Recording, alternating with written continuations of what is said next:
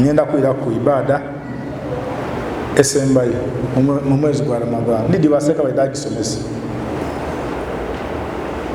mu mwezi gwa Ramadhan kunkomerero wago au jaba Allahu alaina ikhiraji zakat al-fitri katonda yatulagira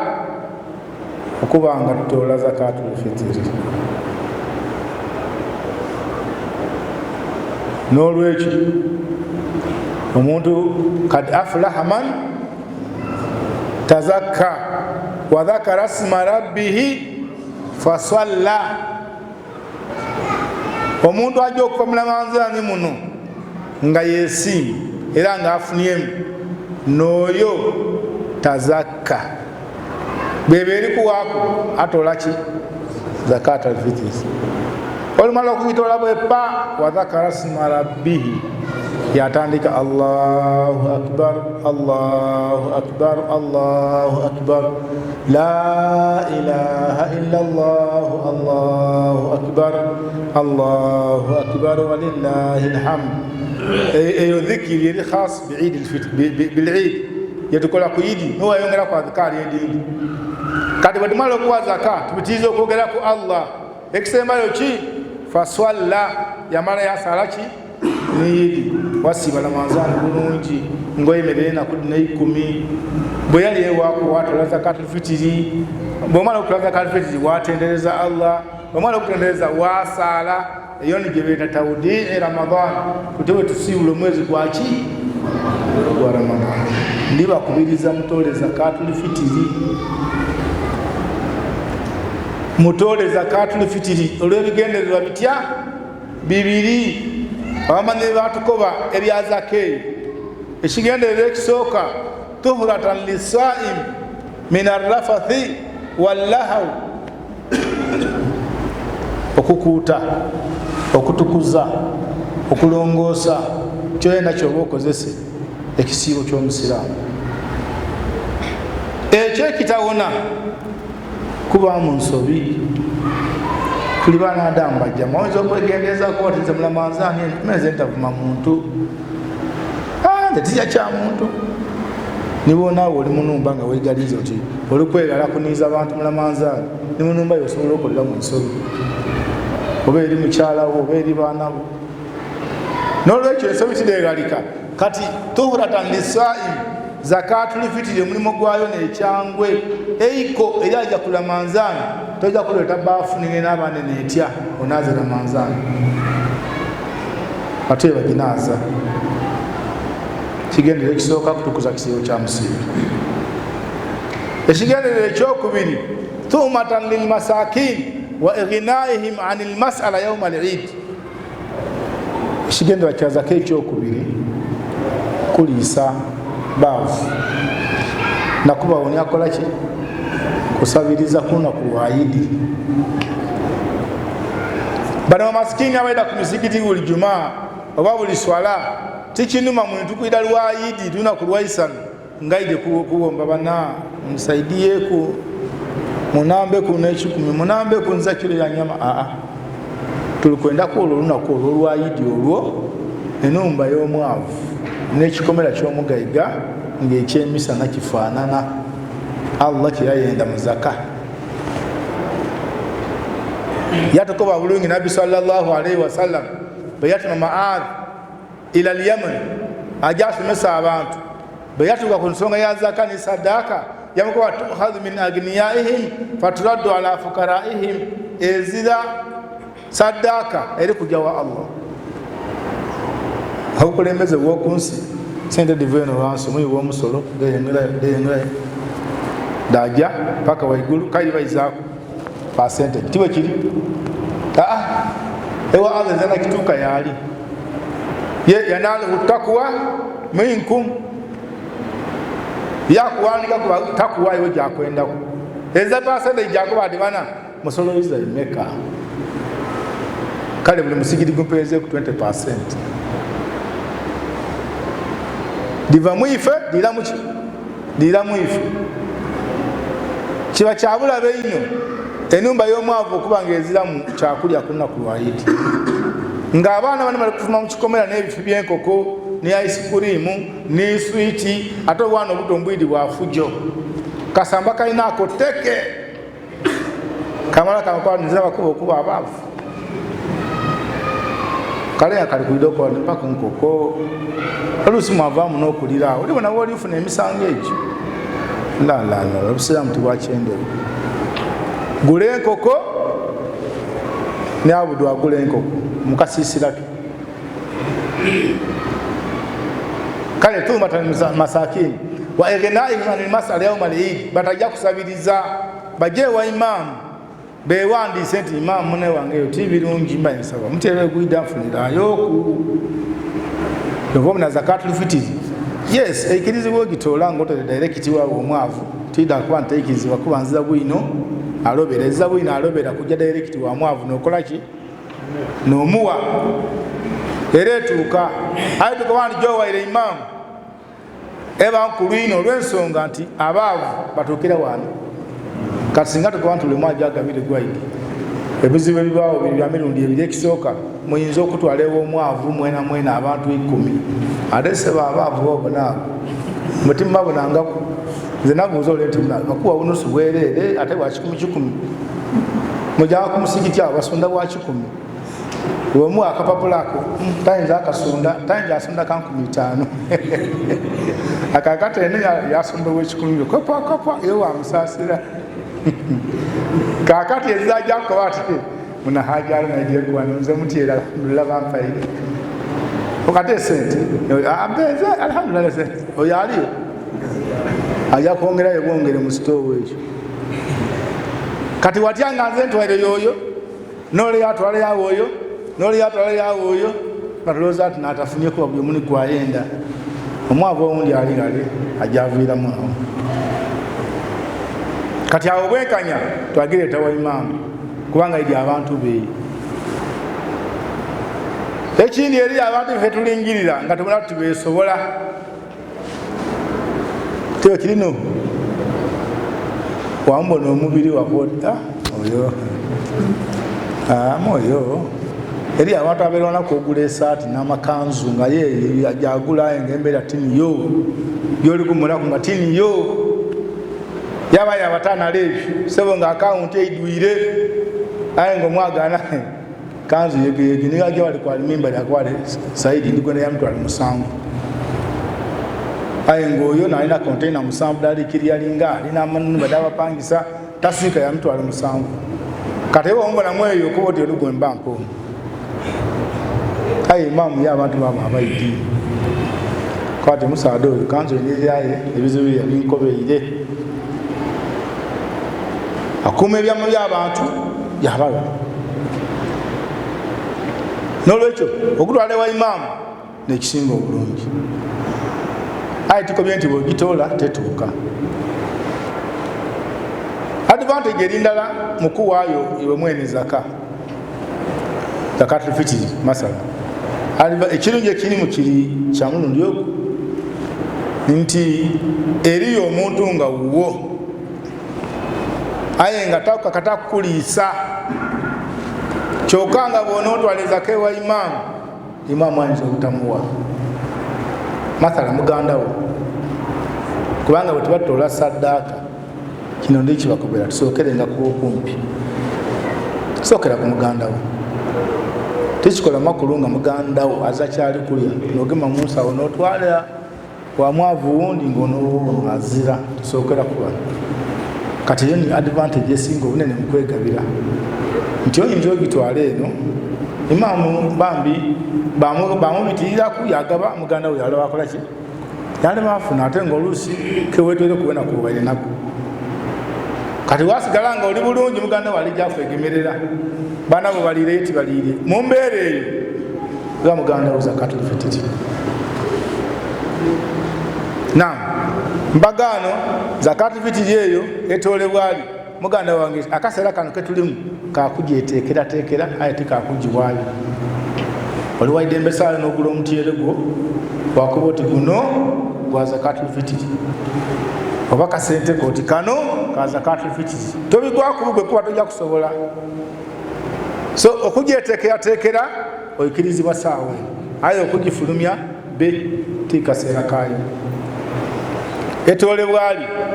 etolebwa kabla al-Eid biyawmin au yawmain au fi yawmi al-Eid kabla salah. Ezaka etolebwa nga Idi ebulaku olunaku lulala okutuuka oba ibiri. Agayayire ino agitole ku lunaku lwa Idi lwene nga tukali kusaala. Kasita tusaala Idi lifuuka ibanda mu nkoto yo olina ogitoola oyenda toyenda aye batekali Zakat Fitri ebe efuuse saddaaka. Ekikwewuunisa kyayiteekoteko ogitoola oweere swala eweere. Ebbanga lyomala ngongere mbagitoola oteeka ogitoola. Kati ojja weegayaze mwene tusaale Idi nga togitoyire bagikubande ng'eiteeka aye ng'ate empeera tidda zaka. Oidi ibada detukola buli ibada gyetukola titwagayagaza makisi nene eswala gyetuvaamu enaasu tonatona tusaire eswala ndala inima wa imamu mulala ku misalo nemirala mu masigiri nendala aye makisi tinendala makisi tineki denfunye tidofunye ate niwe osobola n'ofuna makisi etusinze edda imamu mukidi ekyo bingi bamalaika abasala makisi abagaba makisi byebalingiriramu okuba nti onaidi atya ebindi bifiireyo nga tuyida niya abandi wuzu abandi bingi ebikulembera eswala nga okalijingira byonka biyita makisi deswala eri betusaire nawe saba Allah abasaire masigidi munabona swala yaibwe ekkiriza ebe nga ntuufu aye eri betusala nabo bafuluma bagemengaite bajayenga eswala nfu tuikoba nti bafunye ku 10% yona ngaefiire ekyo kisoboka. So era yona ibada ya Zakat Fitri yona etubweri mukugitola wano max dibada awukana katiwe bakobe kukola zakanga swala ekali kusaala. Mungu mulungi kubanga atutegeera Allah ulwaga ku muntu akasente Mungu yatukola abaana Adamu era singa twebaza Allah okubanga wakisa okutusinga bana ife abaana Adamu lutugaiga wala ngatulumya nanga ali mwana muto bantu ala kumuumula Saudi eyo batukola ati bana eriyo mugaiga gabasente gale odi ebintu ebyo biwulira abantu babijamu ino naja aina ni mwana muto bajja ku mulyango ofuna esente eri eswala edda tubitaku nitalawuya yatubitaku tuli kulinda ki sente aye mugaganga idinga esente alijali gabani balijowa bali ku mulyango awo aye tibanta bani babenda batyambe batubenda baki ogenda muze gwabagayige baidawe Allah abakutuleka yali bakutukugira nti erina kufuluma Idi ng'ekaali eri omuntu alibanga yiwe nono omuti era nga ali mu kubyasa 12 ekyemisana kyaweereera kyoganga ekigendererwa kiri kuliisa mwavu ole bana ekyemisana kiba kyasawa imeka 7-8 ate Idi tugisaalabe 3-4 abagayere wano Uganda 5 wale kusahaba ndala kitundu kale katukoba kimusaire ewere kusawa 5 kitundu omwavu bamuwa mutiyelege kusawa 5 takutokosa nanguya ku 8 afadhali akutokosa gwaya kati singa tibatu kugira batyo abantu banireterenga zakka n'undi alireta nkeera imamu tuniga abaye safari eno ni zaka yange nga Idi yaweire akati omwavu ono okuntu ali omukere muna nakuwe ni wale chaga right aye nga igale so omukere yo fumbe yo ni Idi yaweire ali kujimu wankera obusilamu alagira nti be kabla al-Eid mwana wajowa zaka kabla al-Eid Idi ngeka alikola ki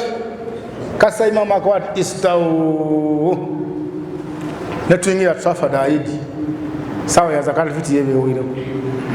aya ate ibanda yo tilivwao nenda mufune bulungi yebana tilikola ki tilivwao era olina okugiwaayo adaan oba qadaan kusasula okuba kufuuse kusasula n'olwekyo nga bw'osasulira obusasule ni Allah subhanahu wa ta'ala tajja kuwa mpeera da zakatul fitiri ajja kuwa da sadaka twetegekere saawa eno aye tugiwe ng'obwire bwayo bukalikola ki bukalikuwaako ekigero kye tujja okutoola tujja kutoola swaan nabi sallallahu alaihi wasallam kana yukhrijuha swaan min tamr au swaan min sha'ir au swaan min bor ebyo nabbi byakozesanga ntende emizabibu saawa eno eyo mbagala bubikaliyo ayano bisawo n'olwekyo ife tujakozesa emmere y'ekitundu kyaife kino abamanyi bataputa swaa eyo akwati nekiro 2 n'ekitundu 2.5 kg omuntu dalina okutoola edazaka buli lwowuliranga nti eno ni mikidaari y'ekintu oba zakatul maali oba zakatul fitiri ofanga yalina okuboneka nti otuukiriza mikidaari eyo abantu abandi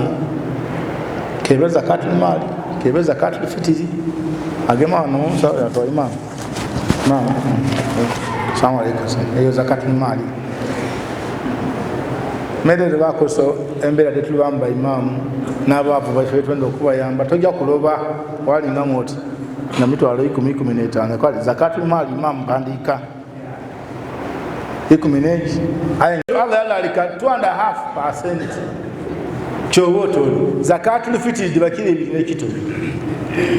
bagali mu banange abali mu masjid muno nga mujasomesa abantu tukyuseemu abawali mu naddala bali mu byalo eyo bajja bayikiriza abantu alese 10 alese 5 alese 12 yamwizaale yamunuwiriza yamukwati omaze zakati fitiri ekoze ki sawa n'emmere yetulya 12 mmere kyevaamu ekiro 2 n'ekitundu 12 kumere eriwo kale katukobe kyadde bwana asinga obwalaisi 12 gula kyadde kiro 2 n'ekitundu abaidi ku haruna wategeranga ebintu bya produce kyadde agula imeke na guli toyidi bulungi ayi ningana abakulu 10 eri kilo ndala 12 yes bababa nimwe mu abaana n'abakyalo ogyokuwa zakatul fitiri mulekera awo omuzo gw'okubagabanya dolina ate nze nakola ndya baana bangi kano kale kanfune change buli mwaka olukumi eyo zakatul fitiri muko imaamu zakatul fitiri muwulire imaamu yajja abasiima empe ya doli gyafuna da sadaka n'olwekyo esente edo ligaite otole mu kilo 2 n'ekitundu edimala aba mutiyere bakawunga akonoyiro okutolera zakatul fitiri wetolere iwe wenka abasigere baleke obusobozi bwanga obukomye ojafuna empeera da zakatul fitiri eyiyo nibale kuniya yolinayo Allah kuwanike ku zakatul fitiri munfuni ayo okutolera ekitundu be n'olwekyo kilo 2 n'ekitundu wesokereku oba sokera wesokereku oyize ku mukyala oyize ku abaana olina abaana 10 tolerako basatu bosoboire abandi koba Allah oti ya rabbi alhamdulillah olukomye Allah ajja kumpera d'abaana abo okusinga okubagabanyamu buli omu atwale katundu obutagera ekisembera ebirala zakatul fitiri nabbi yatolanga mmere yene mmere ki yene wa huwa al-afdal n'okusinziza ku ekyo n'ekisinga obulungi okutwala emmere yene era awo mujja kuwulira amasala mangi yetuli kujagamba eri abo baseeka nga bakayanira mu nsonga eyo okutola sente tekiikirizibwa okutola sente era niseeka mukwano gwange w'embalala eyo akwatiseeka lwaki mubuza abantu nabbi yatola ku sente baseeka hata ne Saudiya bakyawukanamu abandi bakwati la yumkin la yajuzu tekiikirizibwa kukola ki sente kati baseeka abamanyi abandi nga nomuli director wa sharia Dr. Zaidi Lubanga onowe waife wano ni basheha abangi baseeka wo malundawula bangi ekigambo irina alfakiri walmiskini anil mas'ala mukigendererwa kya zaka me batoola hukumu ekoba ati ikhirajuha nakdan jaiz kubanga mbakubete ebigendera biri bimeka bibiri okutukuza ekisiibo bwempayo emmere kitukwire ekigendererwa ekyokubiri kuwonya misikini oli kusabiriza aye bano omuntu omu omutyere niwonomuwa kiro 10 oba 2 ngaye gwomuwere gwonka tairayo kusaba babanga nayenda ekyemusana ekirungi kyekiba kimisinga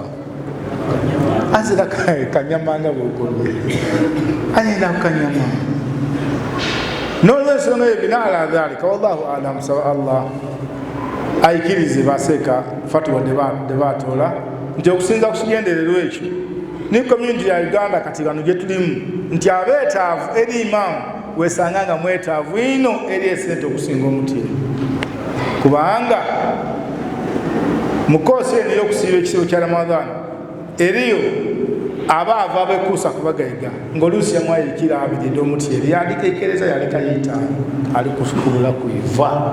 n'olwekyo bakwatira juzi kiikirizibwa omuntu okutoola kye okutoola esente aye bw'ogitoola make sure nti vaamu ekiro ebiri n'ekitundu eddemmere eyo gy'olikutoolera ku ki gy'olikutoolera ku esente nkomyawo okusomesa obutwakuka eri yabuuza ebibuuzo byenja okwanukula bwebanga biri